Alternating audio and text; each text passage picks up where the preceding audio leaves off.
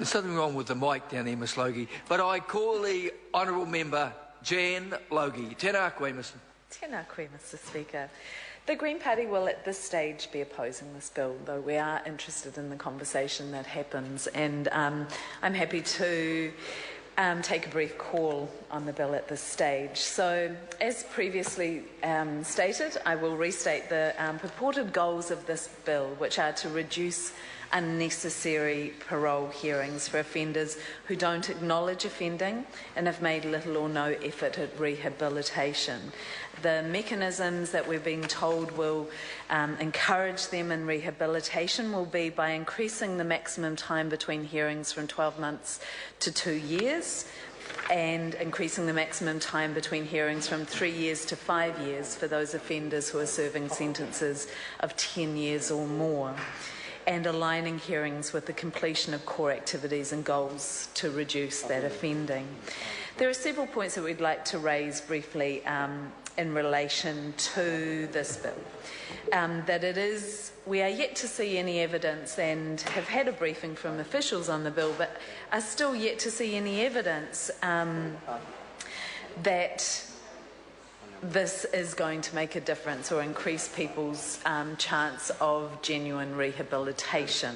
That evidence hasn't been provided for us, and that concerns have been raised from us within the justice sector, that it may lead to people who aren't at that place of actually recognising they have a need for rehabilitation to enter courses just to be able to access parole at an earlier level and to go through the motions, which will fundamentally change the dynamics in those courses and quite potentially limit the learning of the others on those courses, because the seats will be filled with people who don't have an honest intent to change or rehabilitate, and that could affect the learning of everyone in those courses, and that we have quite real concerns about.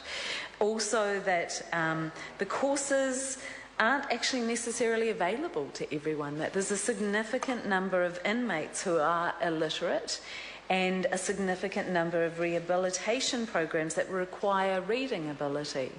So if we're going to limit somebody's access to parole and tie it to those courses that they're not actually entitled to access, I think we have a fundamental issue in terms of justice in this area that we will be very keen on hearing from submitters and exploring whether that is real or not, though it has been raised with us already. It's been raised with us by Kim Workman, saying that he's concerned that it may encourage inmates to lie, to say that they're ready for rehabilitation when in fact they're not, and that the rehabilitation programs, such that they are at the moment really struggling, and we know many of them have waiting lists, that they may be inundated and not resourced to be able to cope. Our hope with this bill is that actually it may provide a spur for a change in focus and force the prisons into improving access to those courses and increase the provision. That would indeed be a great outcome, because it is, I think, a terrible waste when people identify that they want assistance and they want to change and they're not able to access those services. So that is something that we could potentially support. Other concerns we have with this bill we've been told that part of the reason is to be able to take the stress off victims, and that of course is a very important consideration. However, we are aware that only 5% of victims attend parole hearings, and have been told that their attendance actually has very little impact on the parole decisions. So it does seem potentially a bit disingenuous to try and present this as something that is going to be increasing, is focused around victims' rights. So we're also worried about that there may be unintended consequences, but we look forward to exploring the real issues and the community's perspective through Select Committee. The question is that the motion be agreed to. Those of that opinion will please say aye. Aye. To the contrary, no. Ms Logie's asking for a party vote. You shall have one. New Zealand National. 59 votes in favour. New Zealand Labour. 33 votes in favour.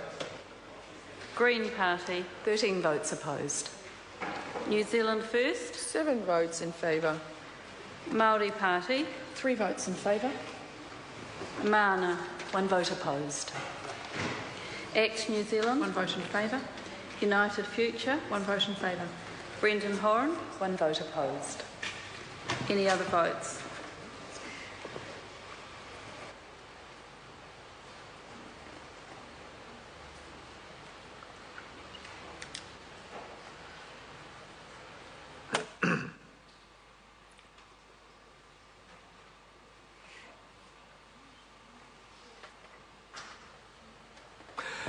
Thank you. Honourable members, the ayes are 104, the noes are 15. The Parole Amendment Bill is agreed to. Parole Amendment Bill, first reading.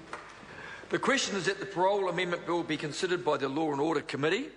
Those of that opinion will please say aye. To the contrary, no. The ayes have it. Right, having dealt with that, honourable members, we come to the last government order of the day, and it is number 13. Objectionable publications and indecent